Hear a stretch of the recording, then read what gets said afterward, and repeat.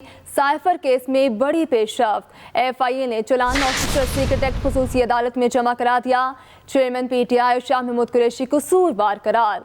FIA के chairman PTI Shah Mahmood Qureshi को trial करके सजा देने की इस्तदा। जराए के मुताबिक असद उमर मुल्जिमान के लिस्ट में शामिल नहीं। साबिक principal secretary Azam Khan FIA के मजबूत गवाह बन गए। आजम खान का 161 और 164 का बयान चालान के साथ मुंसलिक है। साइफर केस में बड़ी पेशरफ्त। एफआईए ने चालान ऑफिसर सीक्रेट एक्ट खुसूसी अदालत में जमा करा दिया। चेयरमैन पीटीआई और शाह महमूद कुरैशी कसूरवार करार। मजीद क्या तफसीलात है जानते हैं फयाज महमूद से। फयाज, अपडेट कीजिएगा। जी, साइफर केस में अहम पेशरफ्त सामने आई है, जिसमें एफआईए ने चालान ऑफिशियल सीक्रेट एक्ट की खुसूसी अदालत में जमा करवा दिया है, जबकि एफआईए ने अपनी इन्वेस्टिगेशन में चेयरमैन पीटीआई और शाह महमूद कुरैशी को कसूरवार करार दे दिया है। चेयरमैन पीटीआई और शाह महमूद कुरैशी को ट्रायल करके सजा देने की इस्तदा भी की गई है।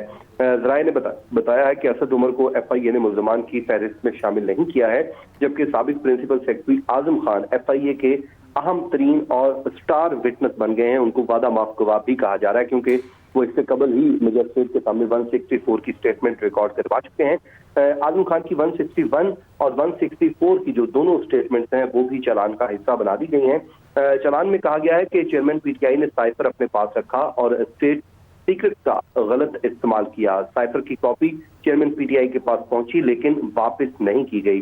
उन्होंने ये भी कहा कि शाह महमूद कुरैशी ने 27 मार्च की तकरीर भी की, फिर चेयरमैन पीटीआई की मुआवनत की। चेयरमैन पीटीआई और शाह महमूद कुरैशी की 27 मार्च की तकरीर का ट्रांसक्रिप्ट सीडी भी चालान के साथ मुंसलिक कर दी गई है, जबकि एफआईए ने 28 गवाहों की लिस्ट भी चालान के साथ अदालत में जमा करवाई है, जो खुसूसी जो अदालत कायम की गई थी उसमें ये पेश की गई है। इसके अलावा जो बताया गया है कि 27 गवाहों के 161 के बयानात कलमबंद होने के बाद चालान के साथ मुंसलिक किए गए हैं। सेक्रेटरी खारजा असद मजीद और साबिक सेक्रेटरी खारजा सुहेल महमूद भी गवाहों की फहरिस्त में शामिल हैं।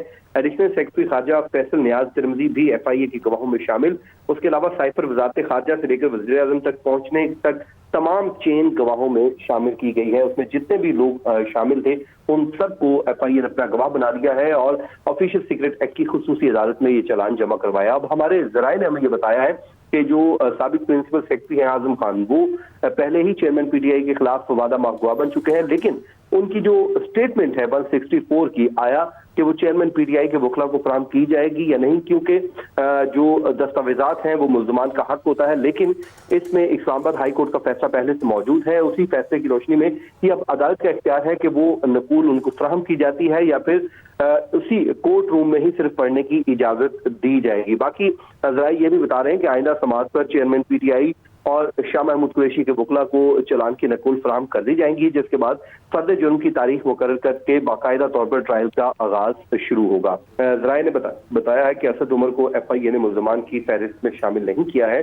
जबकि साबिक principal secretary Azam Khan FIA के अहम तरीन और स्टार विटनेस बन गए हैं। उनको वादा माफ गवाह भी कहा जा रहा है, क्योंकि वो इससे कबल ही मजिस्ट्रेट के सामने 164 की स्टेटमेंट रिकॉर्ड करवा चुके हैं। आजम खान की 161 और 164 की जो दोनों स्टेटमेंट्स हैं वो भी चालान का हिस्सा बना दी गई हैं। चालान में कहा गया है कि चेयरमैन पीटीआई ने साइफर अपने पास रखा और स्टेट सीक्रेट का गलत इस्तेमाल किया। साइफर की कॉपी चेयरमैन पीटीआई के पास पहुंची, लेकिन वापस नहीं की गई। उन्होंने ये भी कहा कि शाह महमूद कुरैशी ने 27 मार्च की तकरीर भी की, फिर चेयरमैन पीटीआई की मुआवनत की। चेयरमैन पीटीआई और शाह महमूद कुरैशी की 27 मार्च की तकरीर का ट्रांसक्रिप्ट सीडी भी चालान के साथ मुंसलिक कर दी गई है, जबकि एफआईए ने 28 गवाहों की लिस्ट भी चालान के साथ अदालत में जमा करवाई है, जो खुसूसी जो अदालत कायम की गई थी उसमें ये पेश की गई है। इसके अलावा जो बताया गया है कि 27 गवाहों के 161 के बयानात कलमबंद होने के बाद चालान के साथ मुंसलिक किए गए हैं। सेक्रेटरी खारजा असद मजीद और साबिक सेक्रेटरी खारजा सुहेल महमूद भी गवाहों की फहरिस्त में शामिल हैं। एडिशनल सेक्रेटरी खारजा फैसल नियाज तिरमिजी भी एफआईए की गवाहों में शामिल। उसके अलावा साइफर वजारत खारजा से लेकर वज़ीर आज़म तक पहुंचने तक तमाम चेन गवाहों में शामिल की गई है। उसमें जितने भी लोग शामिल थे उन सबको एफआईए ने अपना गवाह बना दिया है और ऑफिशियल सीक्रेट एक्ट की खुसूसी अदालत में ये चालान जमा करवाया। अब हमारे जराए ने हमें ये बताया है कि जो साबिक प्रिंसिपल सेक्रेटरी हैं आजम खान, वो पहले ही चेयरमैन पीटीआई के खिलाफ वादा माफ गवाह बन चुके हैं, लेकिन उनकी जो स्टेटमेंट है 164 की आया کہ وہ چیئرمین پی ٹی آئی کے وکلا کو فراہم کی جائے گی یا نہیں، کیونکہ جو دستاویزات ہیں وہ ملزمان کا حق ہوتا ہے، لیکن اس میں اسلام آباد ہائی کورٹ کا فیصلہ پہلے سے موجود ہے۔ اسی فیصلے کی روشنی میں یہ اب عدالت کا اختیار ہے کہ وہ نقول ان کو فراہم کی جاتی ہے یا پھر اسی کورٹ روم میں ہی صرف پڑھنے کی اجازت دی جائے گی۔ باقی ذرائع یہ بھی بتا رہے ہیں کہ آئندہ سماعت پر چیئرمین پی ٹی آئی اور شاہ محمود قریشی کے وکلا کو چلان کی نقل فراہم کر دی جائیں گی، جس کے بعد فرد جرم کی تاریخ مقرر کر کے باقاعدہ طور پر ٹرائل کا آغاز شروع ہوگا۔ ذرائع نے بتایا ہے کہ اسد عمر کو ایف آئی اے نے ملزمان کی فہرست میں شامل نہیں کیا ہے، جبکہ سابق principal secretary Azam Khan F آئی اے کے اہم ترین اور سٹار وٹنس بن گئے ہیں۔ ان کو وعدہ معاف گواہ بھی کہا جا رہا ہے، کیونکہ وہ اس سے قبل ہی مجسٹریٹ کے سامنے 164 کی سٹیٹمنٹ ریکارڈ کروا چکے ہیں۔ اعظم خان کی 161 اور 164 کی جو دونوں سٹیٹمنٹس ہیں وہ بھی چلان کا حصہ بنا دی گئی ہیں۔ چلان میں کہا گیا ہے کہ چیئرمین پی ٹی آئی نے سائفر اپنے پاس رکھا اور اسٹیٹ سیکرٹ کا غلط استعمال کیا۔ سائفر کی copy chairman P T I کے پاس پہنچی لیکن واپس نہیں کی گئی۔ انہوں نے یہ بھی کہا کہ شاہ محمود قریشی نے 27 مارچ کی تقریر بھی کی، پھر چیئرمین پی ٹی آئی کی معاونت کی۔ چیئرمین پی ٹی آئی اور شاہ محمود قریشی کی 27 مارچ کی تقریر کا ٹرانسکرپٹ سی ڈی بھی چالان کے ساتھ منسلک کر دی گئی ہے، جبکہ ایف آئی اے نے 28 گواہوں کی لسٹ بھی چالان کے ساتھ عدالت میں جمع کروائی ہے، جو خصوصی جو عدالت قائم کی گئی تھی اس میں یہ پیش کی گئی ہے۔ اس کے علاوہ جو بتایا گیا ہے کہ 27 گواہوں کے 161 کے بیانات قلم بند ہونے کے بعد چالان کے ساتھ منسلک کیے گئے ہیں۔ سیکرٹری خارجہ اسد مجید اور سابق سیکرٹری خارجہ سہیل محمود بھی گواہوں کی فہرست میں شامل ہیں۔ ایڈیشنل سیکرٹری خارجہ فیصل نیاز ترمذی بھی ایف آئی اے کی گواہوں میں شامل۔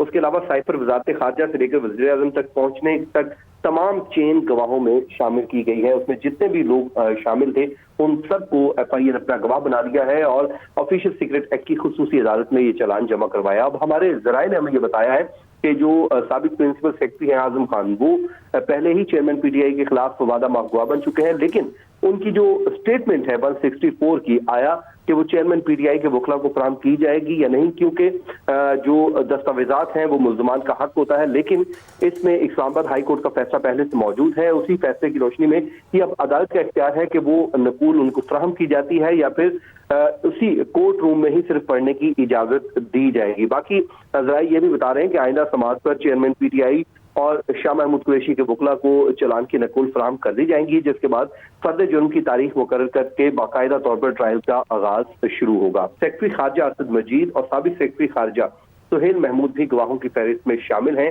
ایڈیشنل سیکرٹری خارجہ فیصل نیاز ترمذی بھی ایف آئی اے کی گواہوں میں شامل۔